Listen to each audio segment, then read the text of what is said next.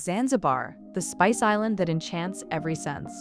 A travel guide by PalapaVibez.com. There is an island off the coast of Tanzania that has been a crossroads of civilization for over 1,000 years. Arab traders, Persian merchants, Indian spice dealers, Portuguese explorers, and British colonials all passed through it and left something behind. The result is a place that smells of cloves and salt air, sounds like the call to prayer echoing over rooftops, and looks like nowhere else on the African continent. This is Zanzibar. And it is far more than a beach destination. In this video, we are covering everything. Stone Town, the beaches, the spice plantations, the food, where to stay, and exactly how to plan your trip. Let's get into it. Zanzibar is a semi-autonomous archipelago of Tanzania sitting in the Indian Ocean, about 40 kilometers off the mainland coast. The main island, Unguja, measures roughly 85 kilometers long by 30 kilometers wide. The archipelago also includes Pemba Island and dozens of smaller islets scattered across the Zanzibar Channel.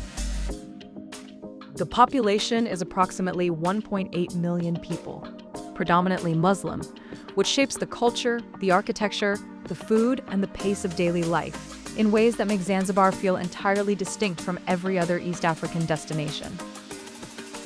The best time to visit is June through October or December through February, the two dry seasons when beaches are at their best, the water is clearest, and the heat is most comfortable. The currency is the Tanzanian shilling, but US dollars are widely accepted for tourist services throughout the island. One practical note worth knowing: US dollar notes must be dated 2006 or later. Older notes are routinely refused at hotels, markets, and currency exchanges. Check your bills before you travel. Visa on arrival is available for most nationalities at $50 US. Yellow fever vaccination proof may be required if you are arriving from an endemic country. Check requirements before departure. Stone Town is the heart of Zanzibar and one of the most atmospheric urban environments in all of Africa. It is UNESCO World Heritage listed, and unlike many historic districts around the world, it is not a preserved relic. It is a living, breathing city where Swahili, Arab, Indian, and European histories collide in every doorway and alleyway. The architecture alone is worth the trip. Ornately carved wooden doors studded with brass spikes and intricate geometric patterns are the most famous feature. Each one tells a story about the merchant family that commissioned it, with motifs indicating wealth, religious affiliation, and cultural heritage. Over 500 of these doors survive in Stone Town today. The streets of Stone Town are narrow enough to touch both walls with your arms outstretched, and getting genuinely lost is both inevitable and entirely enjoyable. The market in Jozani sells everything from fresh fish to secondhand electronics in a sensory overload that has been operating in essentially the same form for centuries. The Old Fort, the Sultan's Palace, and the House of Wonders, the first building in East Africa to have electricity and an elevator, all sit within easy walking distance. Prison Island, a short boat ride from Stone Town, is where you go to meet the Aldabra giant tortoises, some over 100 years old, that were gifted to the island in the late 19th century. The snorkeling in the surrounding waters is excellent, and the journey across the harbor by traditional wooden dhow is part of the experience. Jozani Shwaka Bay National Park protects the only wild population of the Zanzibar red Colobus monkey, a species found nowhere else on Earth. The forest trails bring you within meters of these remarkably unbothered primates, and the mangrove boardwalk through the park's coastal section is one of the most quietly beautiful walks on the island. Mnemba Atoll, a protected marine reserve accessible by boat from the northeast coast, offers some of the finest snorkeling in all of East Africa. Dolphins, hawksbill turtles, and the kind of coral density that reminds you what reefs looked like before mass tourism arrived. And the spice tour deserves its own mention.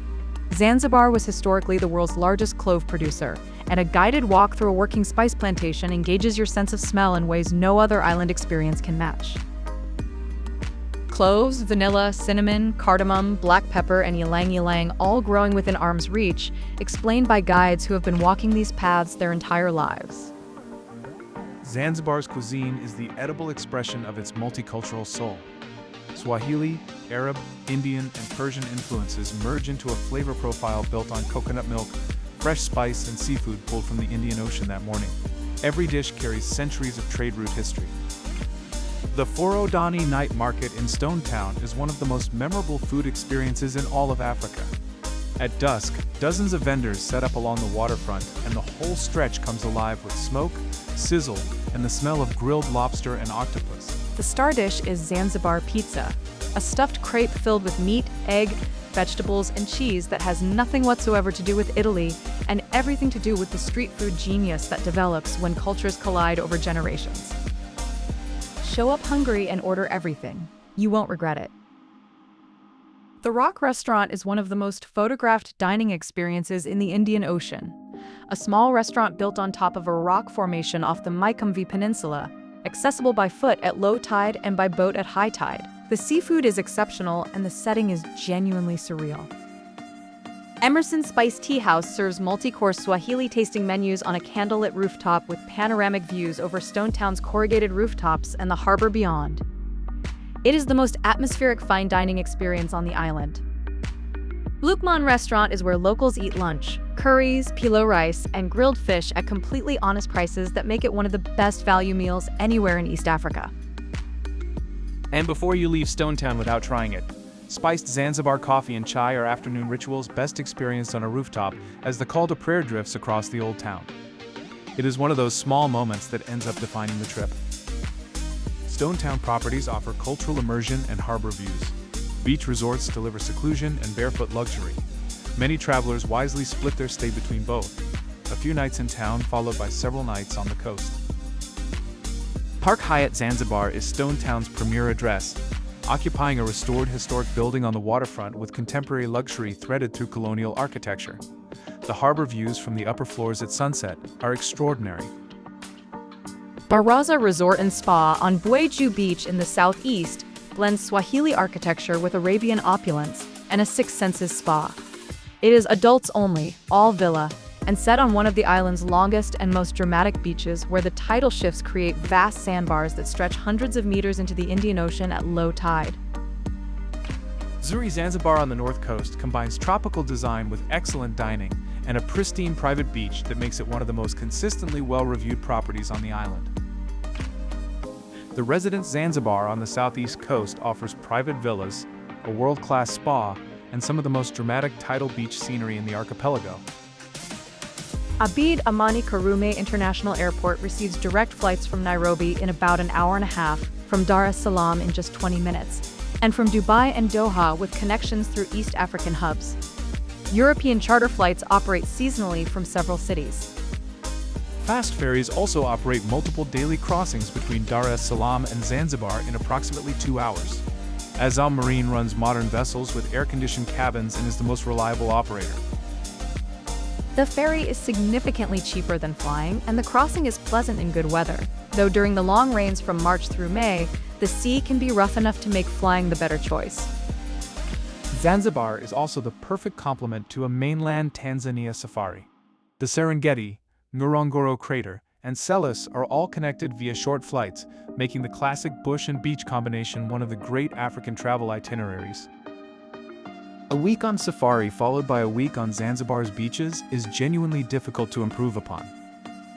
Once on the island, private transfers arranged through your hotel are the most comfortable option.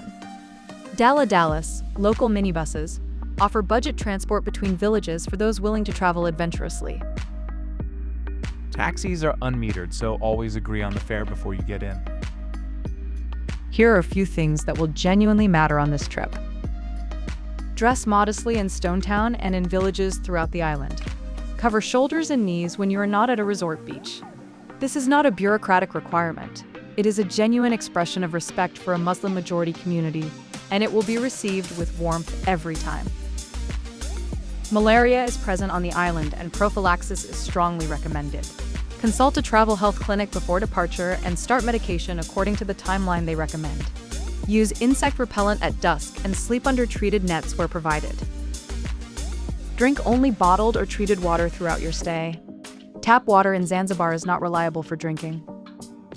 Learn 2 Swahili phrases before you arrive. Jambo means hello and opens every interaction warmly. Asante means thank you.